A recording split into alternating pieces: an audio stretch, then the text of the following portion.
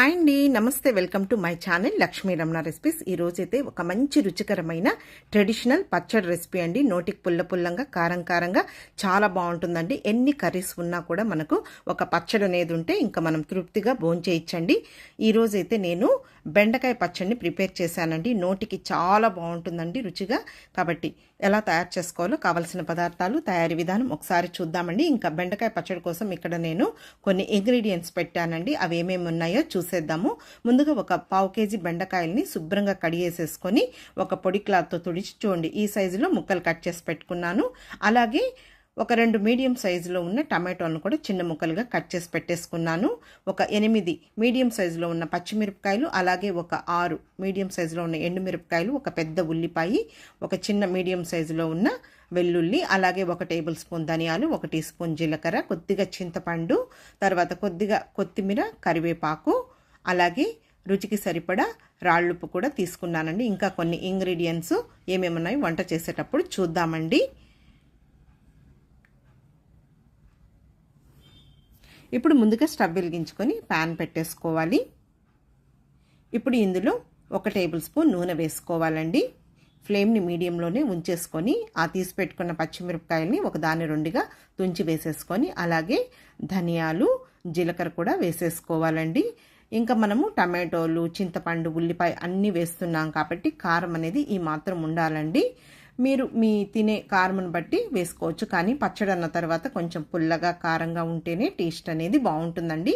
ఇప్పుడు 2 నిమిషాలు మీడియం ఫ్లేమ్లో ఫ్రై చేసుకున్న తర్వాత ఆ ఎండుమిరపకాయలని తుంచి వేసేసుకొని, అలాగే వెల్లుల్లి లైట్గా పొట్టు తీసుకొని వేసేసుకొని, కొద్దిగా కరివేపాకు, అలాగే చింతపండు కూడా వేసేసుకొని మీడియం ఫ్లేమ్లో 1 నిమిషం ఫ్రై చేసేసుకోవాలండి. అన్నీ ఒకేసారి వేసుకున్నామంటే ఒకటి వేగుతుంది, ఒకటి వేగదు. సో అందుకని నేను ముందుగా పచ్చిమిర్చి, ధనియాలు అవి వేగిన తర్వాత మళ్ళీ ఎండుమిరపకాయలు అవన్నీ వేసానండి. వేసిన తర్వాత కూడా ఇలా మీడియం ఫ్లేమ్లో కలుపుకుంటూ ఫ్రై చేసేసుకోవాలి. హై ఫ్లేమ్ పెట్టామంటే త్వరగా మాడిపోతుందండి, టేస్ట్ బాగుండదు.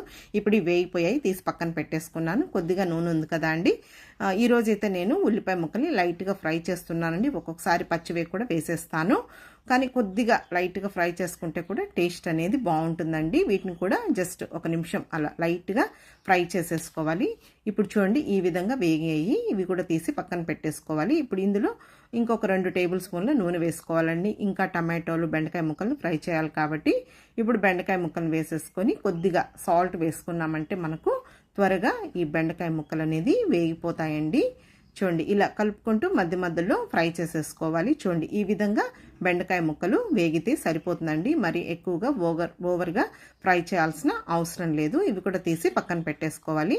ఇంకా ఆయిల్ ఉంది కదా అండి, ఆ ఆయిల్లో ఈ టమాటో ముక్కల్ని వేసేసుకొని కొద్దిగా రాళ్ళుప్పు వేసుకున్నామంటే మనకు త్వరగా వేగిపోతాయి అన్నమాట.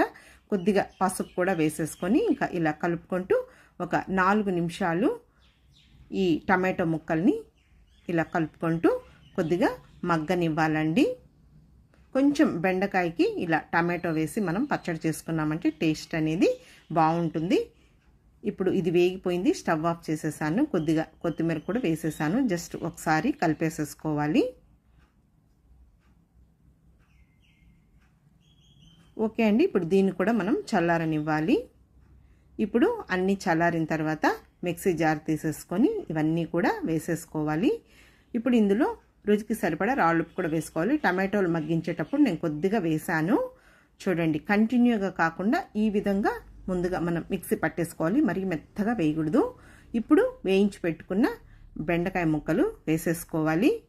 అలాగే ఫ్రై చేసి పెట్టుకున్న ఈ టమాటో, కొత్తిమీరను కూడా వేసేసుకొని ఇప్పుడు ఒకసారి కలిపేసేసుకొని జస్ట్ ఒకసారి అలా గ్రైండ్ చేసుకోవాలి, మరీ మెత్తగా వేయకూడదు. ఇప్పుడు మనం వేయించి పెట్టుకున్న పెనంలో కొద్దిగా నీళ్లు వేసేసుకొని అది కూడా వేసుకొని జస్ట్ ఒకసారి గ్రైండ్ చేసేసుకోవాలి. చూడండి పచ్చడి అనేది మరీ మెత్తగా వేయకూడదండి, అచ్చు రోట్లో వేసినట్టే ఉంది కదా అండి, ఆ విధంగా మనం మిక్సీ పట్టేసుకోవాలి. ఇప్పుడు చివరగా వేయించి పెట్టుకున్న ఉల్లిపాయలు వేసేసుకొని జస్ట్ ఒక్కసారి అలా గ్రైండ్ చేసేసుకోవాలి, మరీ మెత్తగా వేయకూడదు. తినేటప్పుడు మనకు ఉల్లిపాయలు ఉంటేనే టేస్ట్ బాగుంటుందండి. అంతే అండి, నేను ఈరోజు ఈ పచ్చళ్ళు పచ్చిమిర్చి, ఎండుమిరపకాయలు 2 వేసి చేశానండి. చాలా బాగుంటుందన్నమాట, నోటికి పుల్ల పుల్లంగా కారం కారంగా. ఇప్పుడు నేను ఒక బౌల్లోకి డిష్ అవుట్ చేసేస్తున్నానండి. కొద్దిగా కొత్తిమీరని పైన వేసేసాను. ఇంకా ఈ పచ్చడికి పోపు ఏం అవసరం లేదండి, కావాలంటే వేసుకోవచ్చు. నేనైతే ఇలాగే చేస్తాను, ఒక్కొక్కసారి పోపు కూడా వేస్తానండి. కానీ ఈ విధంగా ట్రై చేసి చూడండి, చాలా బాగుంటుంది. వేడి వేడి అన్నంలో ఈ పచ్చడి వేసుకొని కొద్దిగా నెయ్యి వేసుకొని తిన్నా, అలాగే చపాతీల్లోకి, రోటీల్లోకి, దోశల్లోకి, ఇడ్లీలోకి అన్నిట్లో కూడా చాలా బాగుంటుందండి. రాగి సంగట్లో కూడా ఎక్సలెంట్గా ఉంటుంది. కాబట్టి ఈసారి మీరు బెండకాయ పచ్చడిని ఈ విధంగా ట్రై చేసి చూడండి, సూపర్గా ఉంటుంది. ఈ వీడియో మీకు నచ్చితే లైక్ చేయండి, షేర్ చేయండి. కొత్తగా చూస్తున్న వారు ఛానల్ని తప్పకుండా సబ్స్క్రైబ్ చేసుకోండి. ఇంకొక మంచి వీడియోతో మళ్ళీ కలుద్దాం. నమస్తే అండి.